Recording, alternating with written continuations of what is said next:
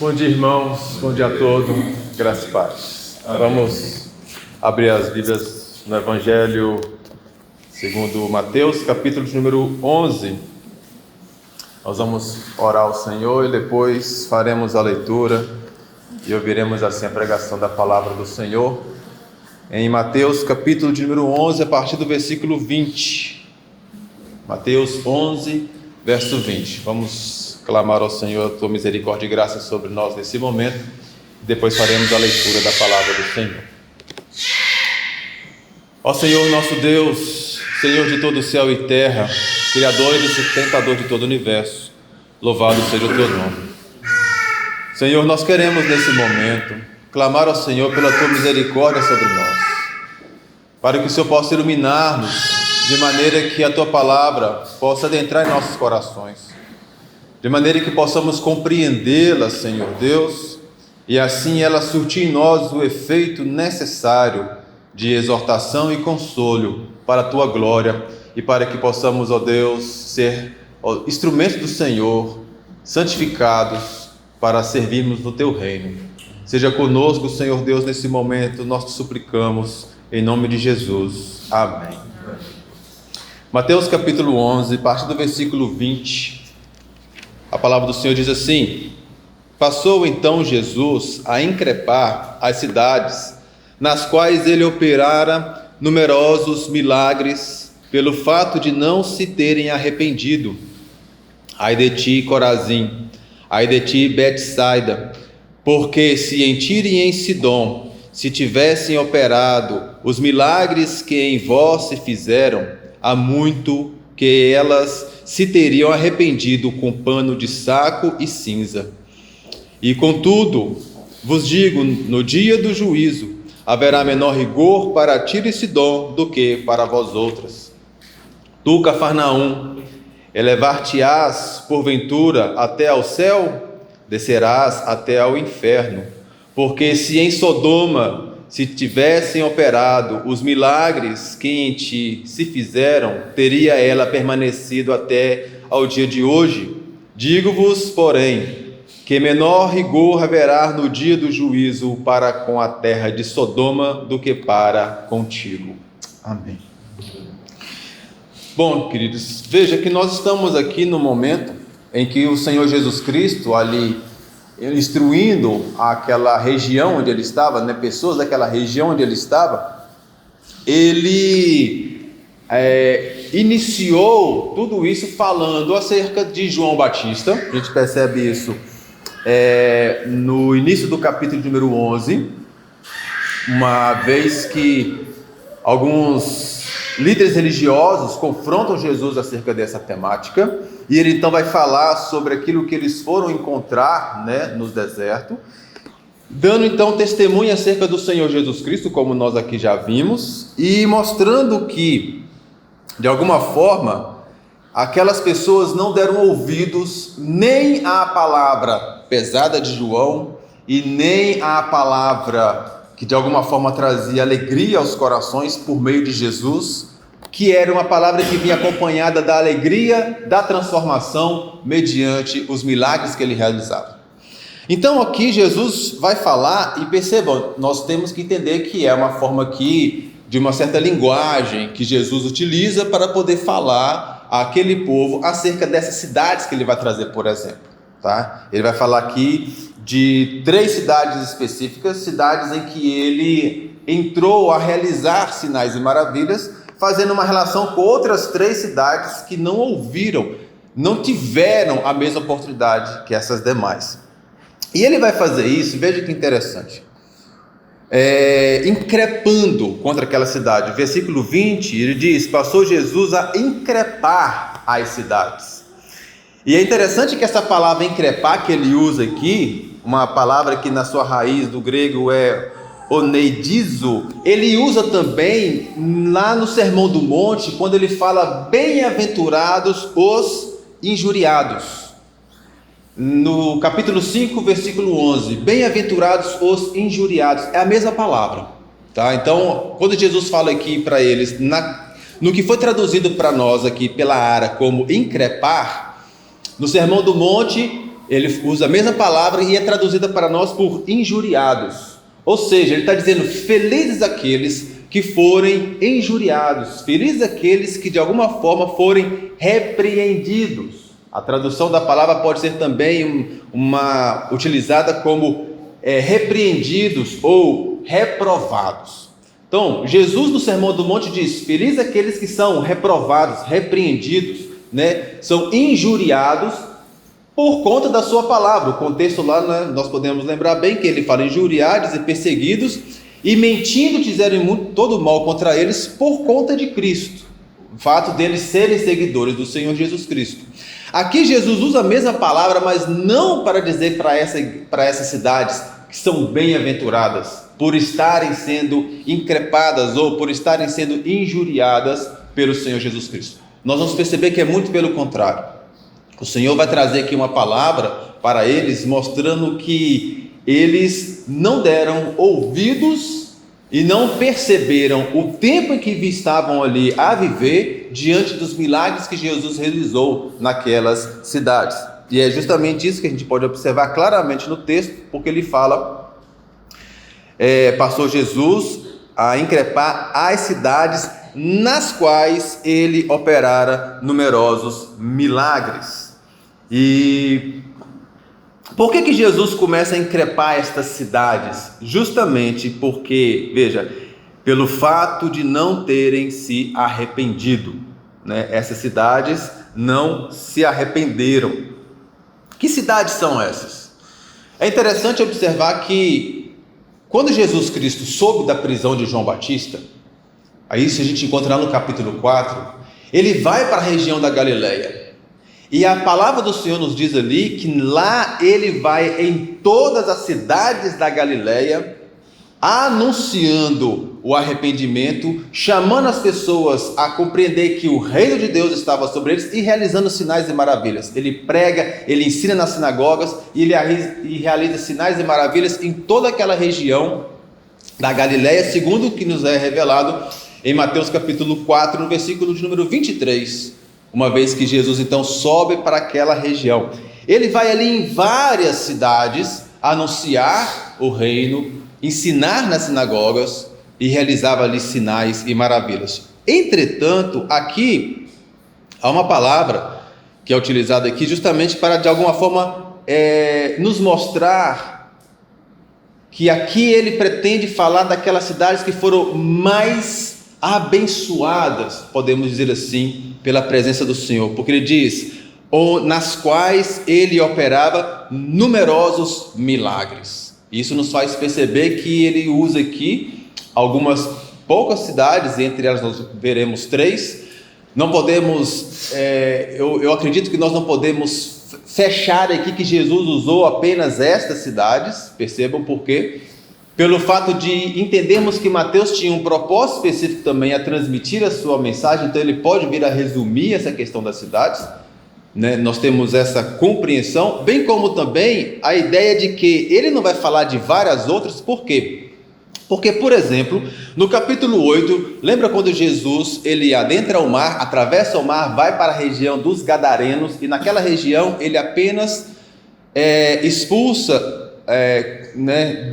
demônios de 2 endemoniados. Havia 2 endemoniados gadarenos, e ali então Jesus realiza a purificação daqueles 2 homens, e depois ele já sai daquela cidade. Por mais que aquele feito possa ter de alguma forma sido conhecido pelas pessoas da cidade, que o texto nos fala que eles clamam para que Jesus saia dali, os donos dos porcos, os porqueiros, que Jesus saia daquela cidade, a gente percebe que ali foi realizado apenas esse milagre do Senhor Jesus Cristo, de maneira que pouco se foi feito ali e pouco se viu da obra do Senhor naquela cidade especial, naquela região em especial. Então aqui Jesus muito provavelmente vai falar justamente sobre aquelas que foram muito abençoadas pela sua presença, pelos milagres, e que viram os feitos do Senhor. Então perceba, a ideia aqui é justamente essa. Jesus vai trazer aqui uma palavra contra essas cidades, increpando, né, reprovando essas cidades nas quais ele operava muitos milagres. Quais cidades ele inicia então a falar? No versículo 21, ele vai então iniciar uma palavra dizendo: ai de ti, Corazim, e ai de ti, Betsaida. Primeira coisa que nós podemos perceber aqui, dentro do que nós falaremos, é que pessoas são reprovadas pelo fato de não se arrependerem. Ou seja, as pessoas são reprovadas pelo fato de não haver arrependimento, né? Então Jesus está aqui falando contra essas cidades, porque elas não se arrependeram, pelo fato de não terem arrependido. E quando ele vai dizer aqui então a essas cidades, pelo fato dele ter realizado lá sinais e maravilhas, ele traz Corazim e Betsaida. Betsaida, segundo o que está registrado em João 1,44, era a cidade de Filipe e André e também a cidade de Pedro. A Betsaida era uma cidade importante também em toda aquela região da Galileia. E o que nós encontramos aqui é Jesus falando dessas duas cidades: ai de ti, Corazim, e ai de ti, Betsaida. O que é esse ai? É interessante que a palavra ai do grego, né, pode-se ditar o ai ou ai, algo assim, ela pode ser traduzida como uma expressão de tristeza, como alguém pode dizer, por exemplo, ai de mim, né? Ai meu Deus, naquelas expressões, ai meu Senhor. Entretanto, acredita-se que nessa utilização em especial é uma palavra de maldição, é uma palavra que está trazendo sobre aqueles uma questão de sentença. Ai de vós, maldito sois vós. A compreensão que se dá, e o William Hendricks é daqueles que traz esse entendimento, de que a palavra traz um peso que equivale a amaldiçoar aquele que ouve. Ai de vós, maldito é vós. Então ele está dizendo, maldita é Cafarnaum, Corazim, Betsaida, Cafarnaum também, que nós veremos já no versículo 23, que ele também fala de Cafarnaum. Ele diz, maldita é vós. Por quê? Porque vós são uma daquelas cidades em que o evangelho foi anunciado, em que os milagres foram realizados, mas vocês não se arrependeram. Maldita sois vós, ai de vós. Por quê? E ele faz aqui uma comparação. Porque se em Tiro e em Sidom se tivessem operados os milagres que em vós se fizeram, há muito que elas se teriam arrependido com pano de saco e cinza. Veja, a relação que ele faz ele pega duas cidades importantes daquela região, duas cidades em que muito provavelmente o grupo religioso, as sinagogas ali estavam sempre repletas dos líderes religiosos, o grupo religioso, aquele povo ali procurando, né, viver a sua religiosidade e acreditando estar ali realizando tudo aquilo que é da vontade, do agrado do Senhor. Jesus diz, olha, ai de vós, maldita sois vós, porque se o que foi feito em vocês tivesse sido feito em Tiro e em Sidom, aquelas cidades tinham se arrependido. Tiro e Sidom, é interessante observar que são dali de uma região mais ao norte, a região da Fenícia. E no livro do profeta Ezequiel, nós encontramos ali uma palavra sobre a cidade de Tiro, falando que ela era uma cidade arrogante, uma cidade que se dava a sua grandeza. E mais especificamente no livro do profeta Amós, em Amós capítulo 1, versículo 9, nós vemos que o profeta Amós denuncia os tíros porque vendiam os israelitas como escravos aos edomitas. Lá diz, assim diz o Senhor, por 3 transgressões de Tiro e por 4 não sustarei o castigo, porque entregam todos os cativos a Edom e não se lembram da aliança de irmãos. Perceba que o contexto entre o povo do que diz respeito à questão histórica dessas cidades da Fenícia era que elas eram malditas diante do povo porque perseguiam e maltratavam o povo de Deus. Joel, capítulo 3, verso 6, relata que esse povo da Fenícia vendia judeus aos gregos. Dessa forma, então, dentro dessa percepção judaica, muito provavelmente, quando se pensava nessas regiões, um judeu talvez até se arrepiava, ao ponto de pensar assim: olha, esse povo é um povo pagão, é um povo inimigo do povo de Israel, esse povo é um povo que haverá de receber juízo severo da parte do Senhor. Perceba então que Jesus vai usar Tiro e Sidom como duas cidades do passado para fazer relação com Corazim e Betsaida. Entretanto, no texto a gente percebe que, agora nós vamos no versículo 23, ver que ele vai usar a mesma ideia para Cafarnaum, fazendo relação com uma outra cidade também do passado. Veja, verso 23: Tu, Cafarnaum, elevar-te-ás porventura até o céu, descerás até ao inferno. Veja, Jesus está usando agora aquela cidade na qual ele fez morada. A cidade que de alguma forma, alguns teólogos costumam dizer que é a cidade do quartel-general do Senhor Jesus Cristo. Ele viveu em Cafarnaum, ele fez residência em Cafarnaum. Cafarnaum foi de fato uma das cidades que de alguma forma mais foi abençoada, de alguma forma pelo Senhor, por ele estar ali presente. E no entanto, quando o Senhor então traz essa palavra, de alguma forma, creio eu, que na cabeça de alguns dos seus ouvintes, eles se voltam para o livro de Isaías.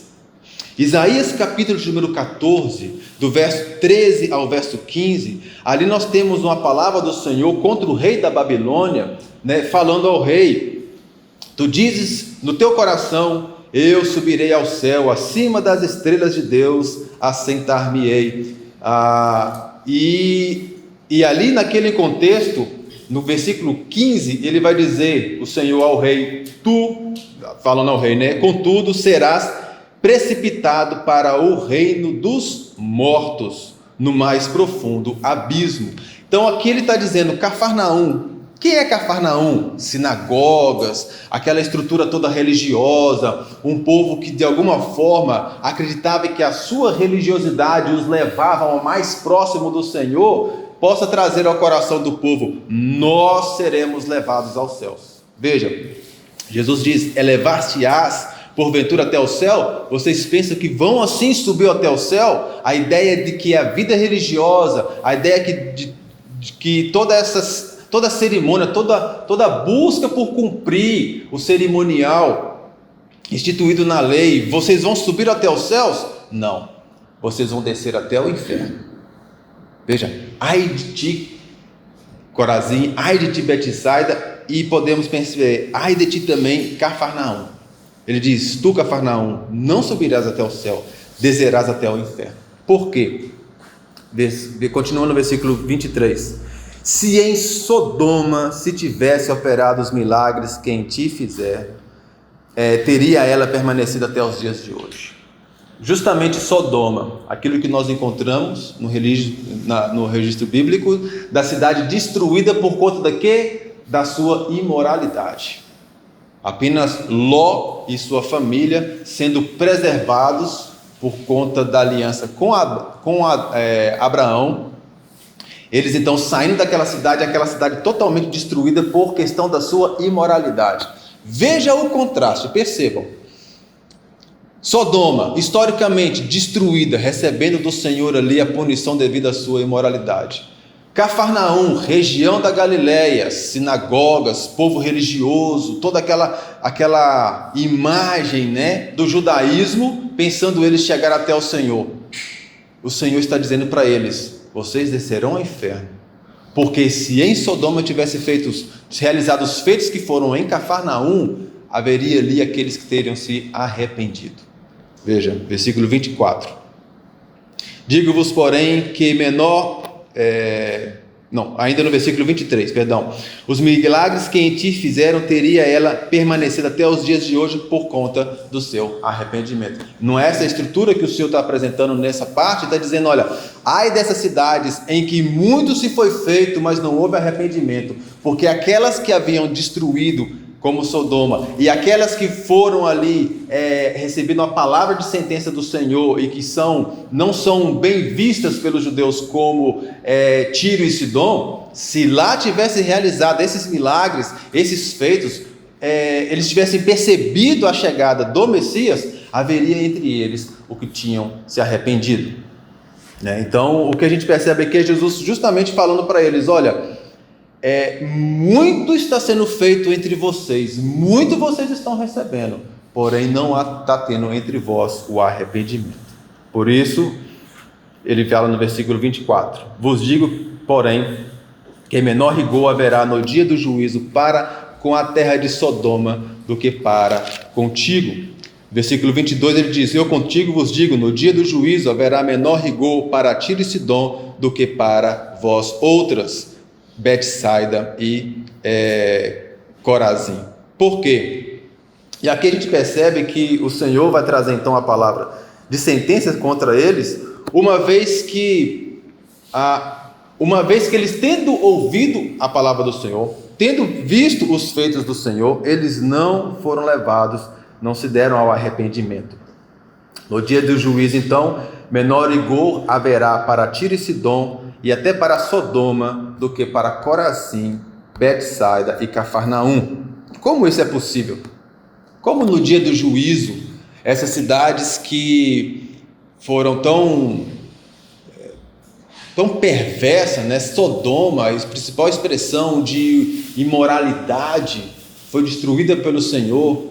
Como nós podemos pensar, até mesmo no contexto do Egito, que dentro de uma percepção bíblica sempre é apresentado como o povo inimigo do Senhor, como nós podemos pensar na própria Babilônia, que no livro de Apocalipse é apresentado como aquele povo de fato perverso, que será destruído pelo Senhor? Como podemos pensar que esses terão menor, ou a punição será com menor rigor no juízo, terá um menor rigor sobre essas cidades do que sobre do que sobre Betsaida, Corazim, Cafarnaum, outras cidades que ouviram e que tiveram a presença do Evangelho e que havia ali toda aquela religiosidade. Como pode isso? E é interessante que aqui o texto não vai dizer que não é a primeira vez que o Senhor Jesus Cristo vai falar a seus ouvintes acerca dessa questão de haver maior rigor. Porque quando no capítulo 10 ele comissionou os seus discípulos, lembra aquela expressão que ele disse? Se você chega numa cidade e não lhe atenderem, não lhe receberem, sacuda o pó das sandálias contra aquela cidade e saia. Lá ele diz, porque haverá menor rigor, haverá maior rigor sobre elas do que sobre os. Veja capítulo 10, versículo 15. Eu não vou trocar aqui as palavras.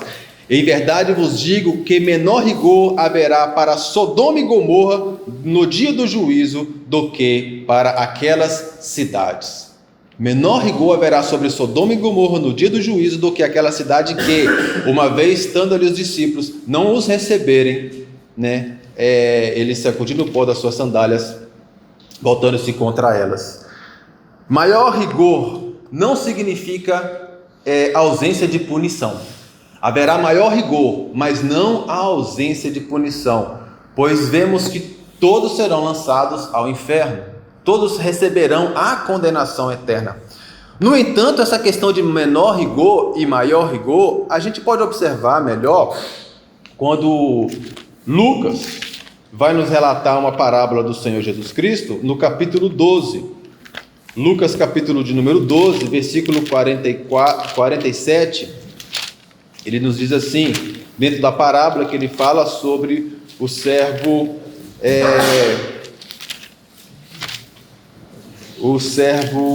vigilante, conhecida como a parábola do servo vigilante, no versículo de número 47, Lucas 12, verso 47, ele diz assim: aquele servo, porém, que conheceu a vontade do seu senhor e não se aprontou, nem fez segundo a sua vontade, será punido com muitos açoites.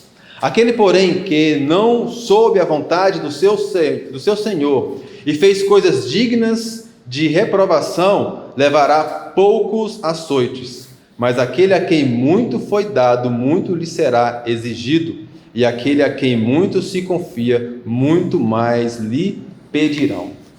Nós encontramos aqui, nas palavras do Senhor, nessa parábola, justamente aquilo que podemos perceber nas palavras do Senhor sobre o que ele está a falar aqui acerca de Betsaida, Cafarnaum, em relação a Tiro e Sidom, e acerca de Cafarnaum em relação a Sodoma, Corazim e Betsaida em relação a Tiro e Sidom, em que ele vai nos mostrar: haverá menor rigor. Verso 24: digo-vos, porém, que no dia do juízo haverá menor rigor no dia do juízo para com a terra de Sodoma do que para contigo, falando a Cafarnaum. Justamente porque estas cidades, elas tiveram a presença do Senhor e viram os feitos do Senhor, diferente das demais que não as viram. Perceba, essa é a ideia aqui da palavra que o Senhor Jesus Cristo está dizendo aos seus ouvintes. Mateus nos mostra que ele está chamando aqueles seus ouvintes e de alguma forma fazendo aquilo que é uma figura de linguagem, né? A cidade, é óbvio que nós estamos a falar de povos, de pessoas, não estamos falando da cidade como um todo, né? A gente usa uma expressão assim, por exemplo, a cidade Braga hoje, né? Então estamos de alguma forma generalizando, mas não de forma literal, colocamos como todos. Jesus está dizendo que pessoas, né, ali não estavam se arrependendo diante dos feitos e dos milagres que o Senhor Jesus realizou no meio delas.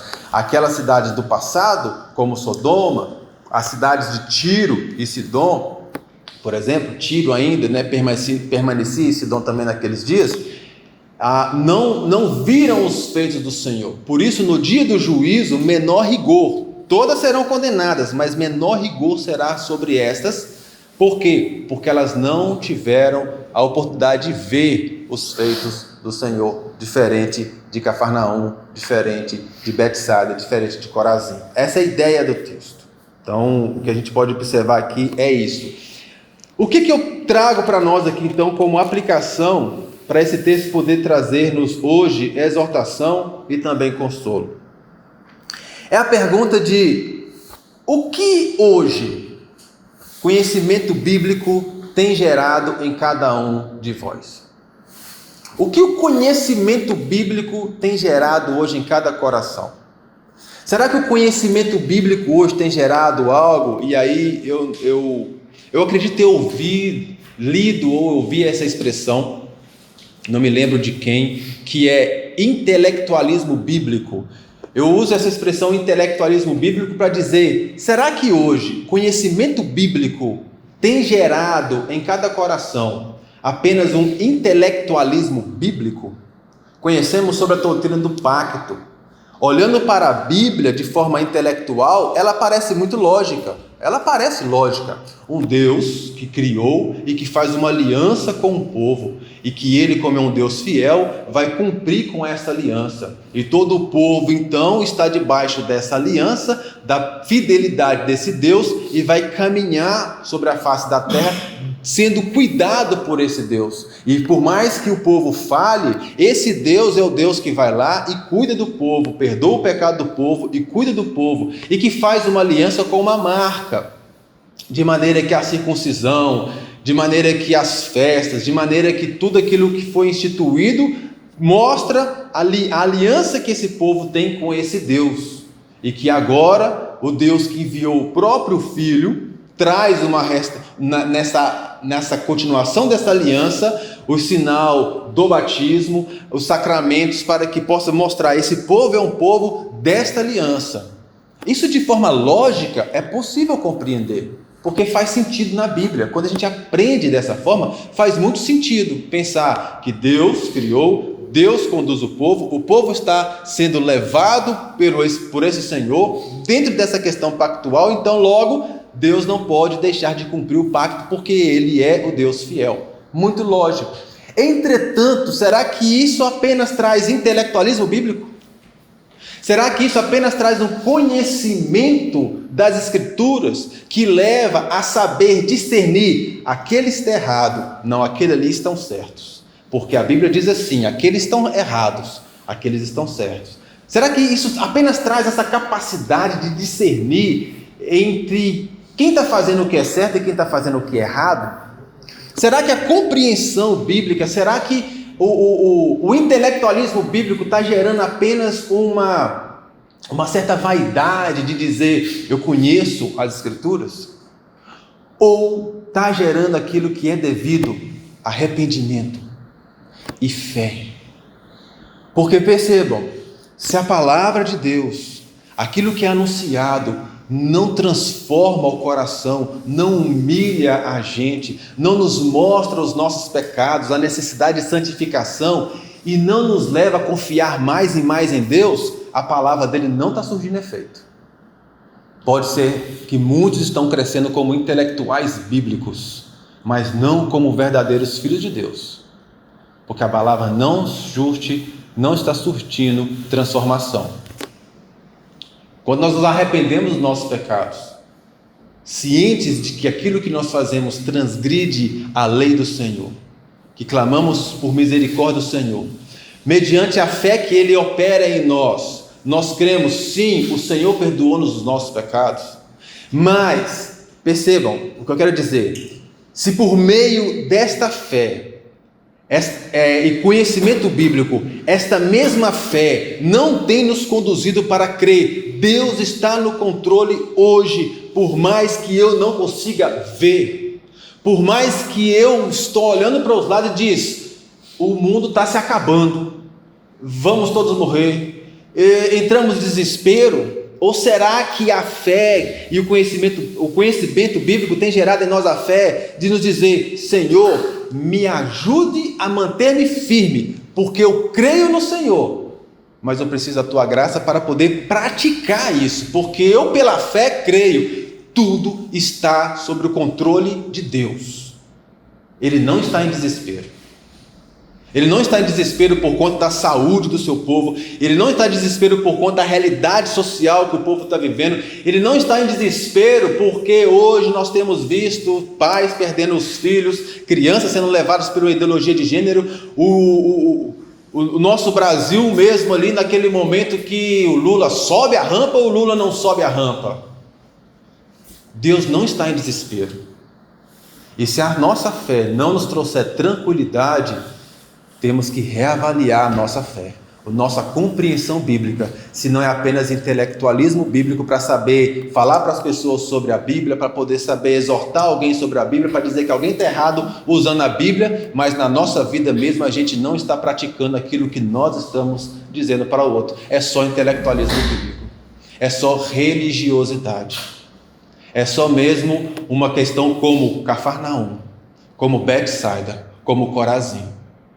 E percebam, grande peso de condenação virá sobre eles, maior rigor virá sobre aqueles que têm ouvido a palavra de Deus, que têm sido instruídos e que têm aprendido acerca do Senhor. Maior rigor haverá sobre esses no dia do juízo, porque diferente daqueles que não ouviram, mas estão indo para o inferno por conta das suas transgressões, muitos estão ouvindo, mas por falta do arrependimento, de fato serão lançados ao inferno. E essa é a avaliação que nós precisamos fazer em nós. Se há ainda alguma dúvida, porque nós cremos, e a nossa confissão inclusive nos ajuda, trazendo de forma sistemática essa compreensão bíblica, no capítulo de número 3, quando nós vemos ali justamente sobre os decretos, nós podemos ali nas últimas sessões da confissão, sim, ela nos mostra justamente essa questão de que se nós temos compreensão daquilo que nós realizamos em relação às boas obras, sendo essas ligadas ao Senhor, é de alguma forma uma identidade de eleitos, de salvos, daqueles que foram chamados eficazmente pelo Senhor. Mas se não há, pode ser que esteja vivendo domingo após domingo de forma religiosa, pode ser que durante a semana faça as devocionais diárias, culto familiar todos os dias, de forma religiosa, pode ser que todo o tempo esteja ali vivendo e tentando praticar uma santidade diante das pessoas de forma religiosa, mas não de fato de forma transformadora, porque não houve genuíno arrependimento, e se quando espremer, vai fazer como muitos a quem o autor escreve aos Hebreus, o autor da casa dos Hebreus, aquela igreja, deixando o evangelho porque não suporta perseguição, esquecendo que Deus está no controle, porque não confia genuinamente no Senhor e procura resolver os problemas com as próprias mãos, com as próprias forças.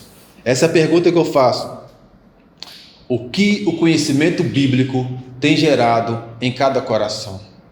Se tem gerado arrependimento, se tem gerado transformação e fortalecimento na fé, louvado seja o Senhor por isso, porque de fato isso é um sinal de que somos, e esses são de fato eleitos do Senhor, foram chamados eficazmente pelo Senhor. Mas do contrário, bote o joelho no chão e clame ao Senhor pela sua misericórdia e pela sua transformação, porque maior será o juízo sobre cada um. Nós, assim, outra coisa dessa aplicação, primeiro, é o que tem transformado a palavra do Senhor, né? O que tem gerado em nós. E segundo, nós temos conhecido bem os feitos do Senhor e o poder do Senhor, né? É justamente em que sentido? Nós temos percebido que Deus de fato é grandioso para governar sobre todas as coisas. Nós temos, quando olhamos para a palavra do Senhor e aprendemos da palavra do Senhor, nós temos de fato acreditado que aquilo que a palavra nos fala é relato verdadeiro acerca de quem é o Senhor. O que eu quero dizer com isso? Justamente a ideia de avaliar como está a nossa fé, né? Como está a nossa fé, para que possamos continuar perseverando, não esperando ver as coisas acontecer, mas sim esperando fazer aquilo que nós devemos fazer. O que eu quero dizer com isso? É muito próprio de nós, quando nós estamos de fato passando por lutas, muitas situações, nós queremos às vezes as resolver da melhor forma possível. E às vezes pensamos: Senhor, ajuda-nos e abençoe-nos, e nós vamos para frente, vamos resolver, queremos ver, queremos a vida transformada, queremos que essa batalha nossa seja logo ultrapassada, e de alguma forma buscamos ao Senhor para poder que isso seja superado, e isso não é superado, e parece que a situação permanece, a enfermidade permanece, a situação familiar permanece, as coisas permanecem, a dificuldade de trabalho, de vida, de tudo permanece. E normalmente o que é comum de se fazer? Esfriamento. A pergunta que eu coloco acerca do conhecimento de Deus e do poder de Deus, no sentido da fé, é justamente para quê? Para que nós possamos, por fé, perseverar, permanecer. Aquela ideia: é isso que Deus quer de mim? É isso que Deus quer que eu faça? Então eu vou fazer pela fé, porque eu creio que essa é a vontade do Senhor. Eu não estou vendo as coisas se resolvendo, eu não estou vendo nenhuma melhoria. O casamento ainda está com os problemas, vida financeira ainda está com problemas, a estrutura, o meio, a angústia, ainda estamos do mesmo jeito. Não vejo melhoras, mas vou realizar aquilo que o Senhor quer que eu faça. Mais uma vez trazendo aqui a carta aos Hebreus, a igreja aos Hebreus, porque Porque diante da perseguição que a igreja estava sofrendo, a palavra deles justamente foi essa: vocês não pelutaram contra o pecado até dar no sangue. Você vai ver isso lá pelo capítulo 11, se eu não estiver enganado. Vocês não lutaram contra o pecado até o sangue. Ou seja, nós precisamos a cada dia fortalecer-nos na fé, vivendo e praticando aquilo que o Senhor quer de nós. Esse é um desafio para todos nós, é um desafio para mim, um desafio para todos. Entretanto, é aquilo que nós devemos realizar por fé. Se você tem aprendido na palavra de Deus que Deus de fato é poderoso, se o efeito que, por exemplo, o Evangelho de Mateus, aquilo que Mateus escreveu, o efeito que surtiu na igreja, nos seus primeiros ouvintes, é o mesmo que vai surtir em nós, que é acreditar que Jesus Cristo de fato é o Rei, Ele é o Messias, Ele operou todas aquelas coisas, Ele está hoje sentado no seu trono reinando, e por isso a igreja pode permanecer fiel e continuar caminhando fiel. Esse mesmo efeito surge em nós hoje, louvado seja o Senhor. Por quê? Porque é disso que nós precisamos. É justamente disso que nós necessitamos nos dias de hoje, principalmente. Por quê? Porque parece que cada vez a situação está ficando pior. Quantos casamentos não estão pensando em ser desfeitos? Por quê? Porque as pessoas estão procurando uma melhoria na vida, mas não estão encontrando, e aí traz a estresse, e aí traz a angústia, e aí traz a preocupação. Os filhos estão na escola recebendo influências de ideologia de gênero. Nós temos dificuldade de pensar hoje no mercado, porque de alguma forma falam-se já em crises. Nós estamos todos à flor da pele em vários sentidos. Nós vivemos hoje dias em que nós precisamos sim voltar para as Escrituras e pensar: nós temos que nos aquietar e confiar no Senhor, fazendo aquilo que Ele requer de nós. Parece que hoje, ainda mais do que há tempos atrás, nós temos que nos voltar a esta percepção. Então a pergunta é: o conhecimento que tens acerca do poder de Deus tem gerado em vós, cada dia, fortalecimento na fé, para descansar no Senhor e viver aquilo que é correto, não desanimando e perseverando até o fim? Isto é fundamental. E por fim, na eternidade, não são os que farão muitos, ou os que fizeram muitos. Na eternidade, não estarão na presença do Senhor aqueles que obras inúmeras realizaram não estarão esses na presença do Senhor.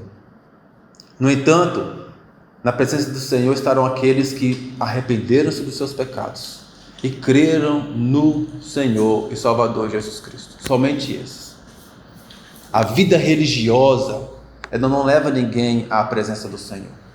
A vida religiosa é apenas algo em que as pessoas se pautam para pensar estarem fazendo algo bom para o Senhor, no entanto alimentando as suas próprias vaidades. A vida religiosa não gera no homem nenhum tipo de mérito para a eternidade com o Senhor.